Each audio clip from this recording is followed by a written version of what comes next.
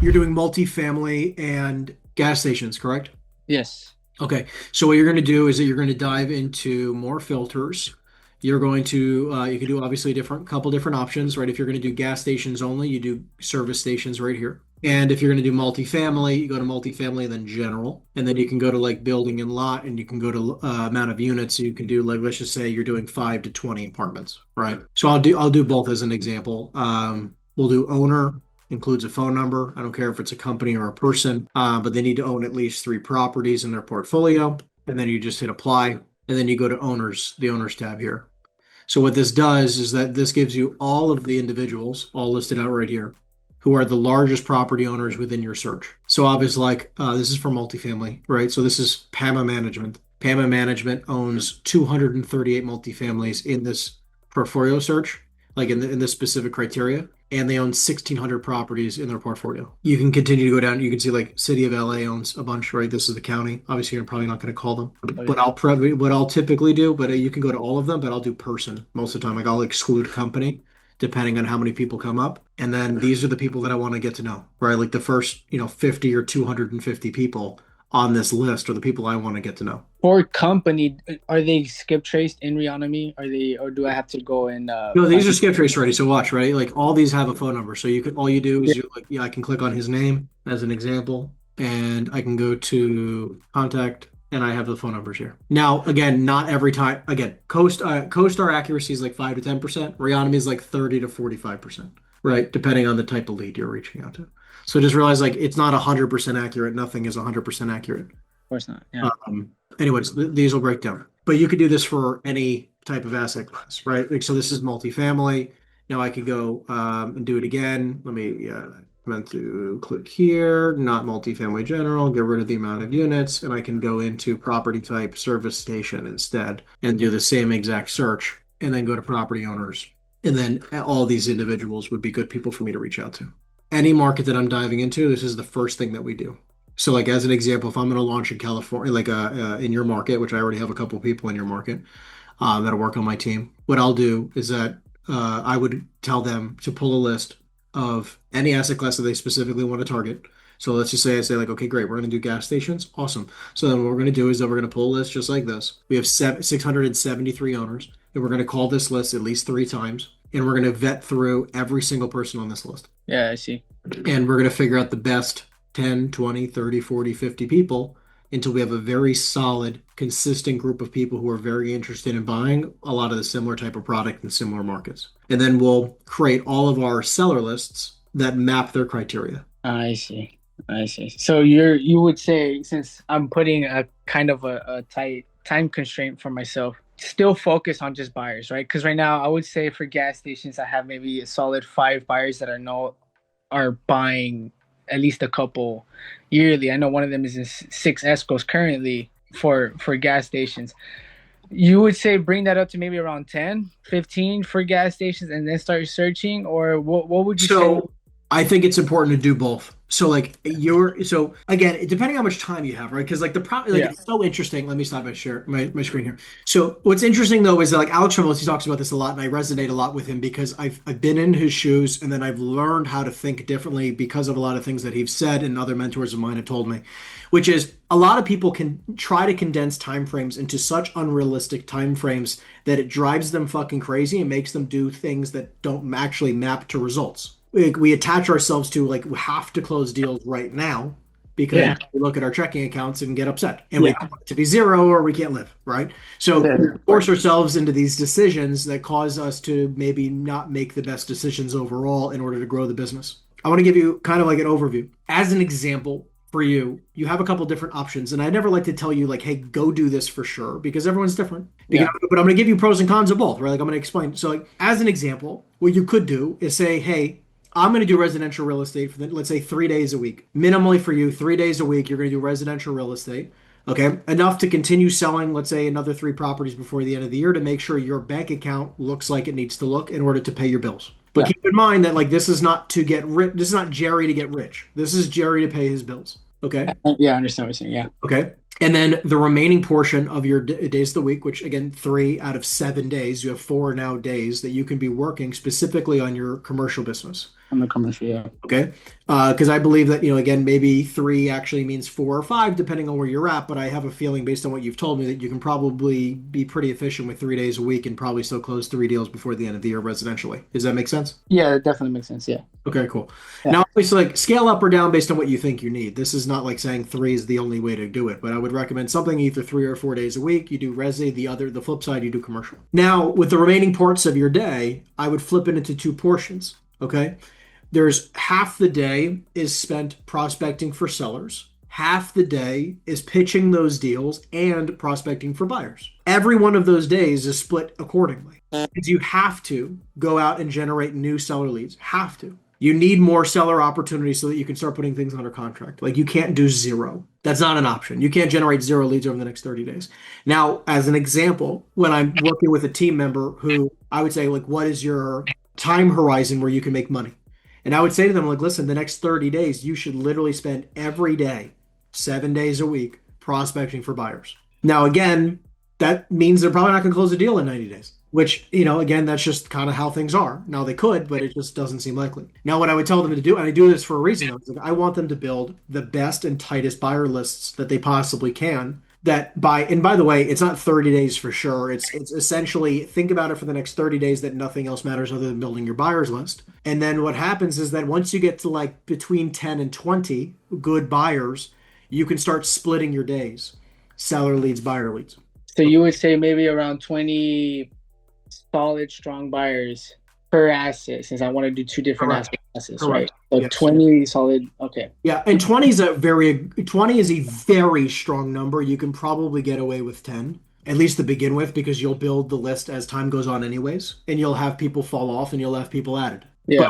But I just want to make sure you hear is that if you want to close some deals before the end of the year, which is different than saying in the next 12 months, which was also written here, closing in the next 12 months, I would tell you to take at least 2 to 4 weeks to really hone in your buyers list. Now, you might not close the deal before the end of the year if you do that. However, and by the way, I'm not saying it's a bad thing, right? To change it up because, like, again, if you were on my team and you had a long enough runway, depending on what your checking account looks like, I would say, hey, you could hypothetically do it this way and you'll be fine still. Like if you have a 1 year runway, definitely focus that way.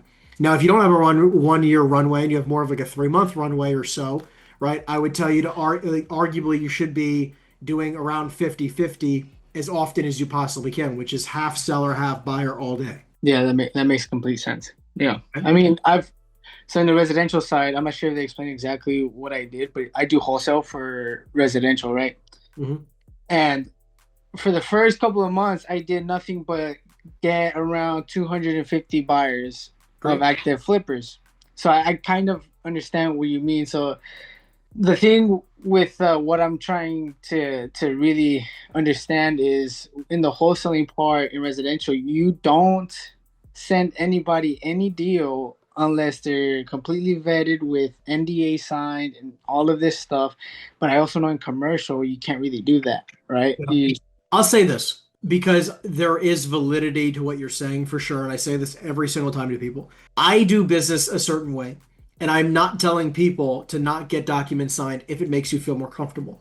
What I am saying is that I don't necessarily care if the seller doesn't care. If the seller says, hey, I need you to sign an NDA, I get an NDA signed from every client. If they don't say anything and it doesn't matter to them, it doesn't need to matter. It doesn't matter too much to me. Because in my opinion, most of the buyers that we work with, not all, but most, we've had several conversations with them and they're more likely than not to not go around us. Like I literally have a deal right now. It's actually an off-market lease, okay? Where we brought this landlord's and property to propose a possible tenant. The tenant's looking over it, and then they were interested. They made an offer, and we're negotiating it. And we found out the seller's going around us and trying to go around us. And the tenant is like, "Listen, you're my broker, and I'm going to use you no matter what." So like they either work with us and they sign something utilizing you and making sure you get paid, or we're not going to rent the place. So like these are a lot of the buyers that we end up working with, right? Like these are the types of people that we work with a lot. Again, I'm not saying it would be just as easy for him to not be like that. But that's the whole point of vetting these individuals. I'm not saying don't get anything signed. I'm just saying I choose specifically not to a lot of the time. And if someone chooses to screw me over, I look at it from the lens of I have $2 to $3 billion worth of off-market deals, and if one person's going to screw me one time, they actually are costing themselves more money than they are making themselves. Yeah, they shot themselves in the foot. They can't see Exactly. off market So deals. that's what I'm saying. So like, that's me. In the commercial world, I appreciate speed more than I appreciate getting, protection. So Yeah, another part of that too is we don't. So I won't put out a deal to either my buyers or something like that in the residential side unless I already have a signed contract with the from seller. the seller. Yeah. Just so I know later he's not going to change his mind. I don't look like a dumbass to the buyer. Yeah. You said we were going to get this deal done and it's not going to go through. Yeah. So how do you So protect yourself on that side?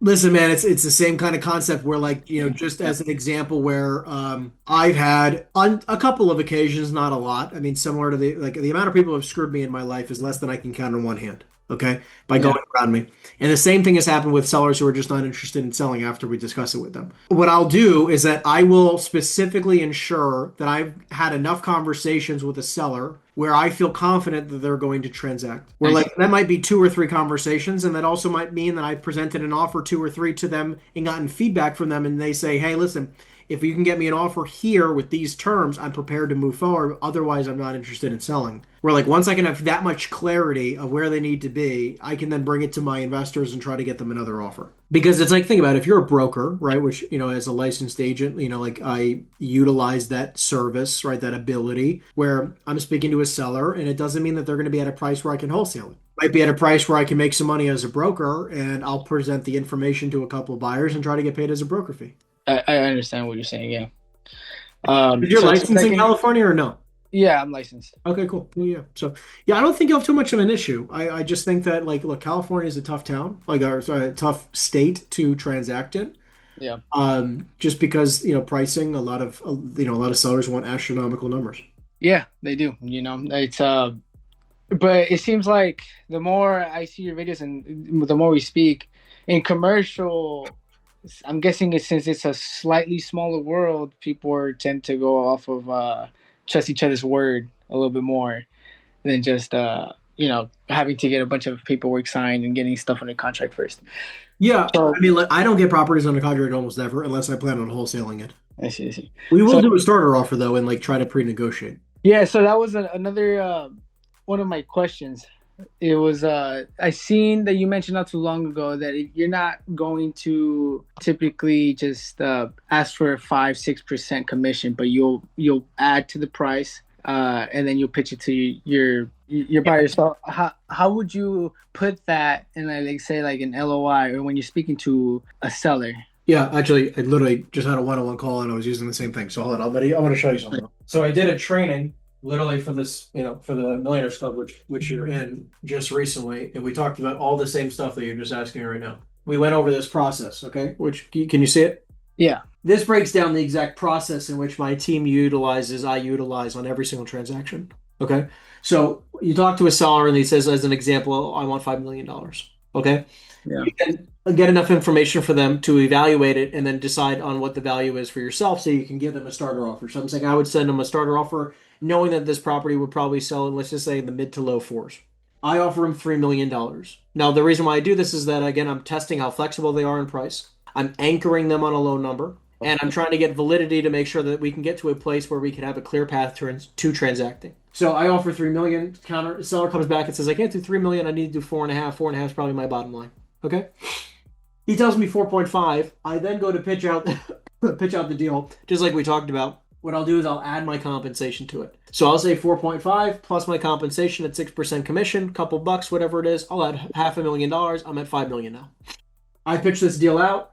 And again, we said it was worth between 4 and 4.5 million. All my offers are 4 million, 4.2, 4.5, 4.7. Okay, these are the offers I got from my buyers when I pitched out the deal. I then go to my seller, and now I go back to them minus my compensation. So now when I'm offering the number verbally, I go 4 million minus my compensation to still continue to negotiate. Yeah. Okay. Now the seller says, "Listen, my best number is 4.2. You get me 4.2. Because I came back at him at 3.8 now. He says 4.2. I go back now and I counter all my true offers now at 4.8 million. And now I get all the best prices from all my buyers. They give me the best price, the best terms, the highest certainty of closing, and the lowest risk. And then based on all of these, I'll then get my best written, I'll get the best offer, put it in writing, and then that's what I'll present to my seller. In that written offer, that's when it would say that the purchase It price includes me. includes your price and all that stuff. Okay, Correct. And then I'll go to them and say, listen, I got you an offer where it nets you 4.2, like you asked. I see. And they also see your compensation, though, right? Yeah, it's on the letter of intent, correct. Yeah, that makes a lot of sense. Yeah, that clears it up for me.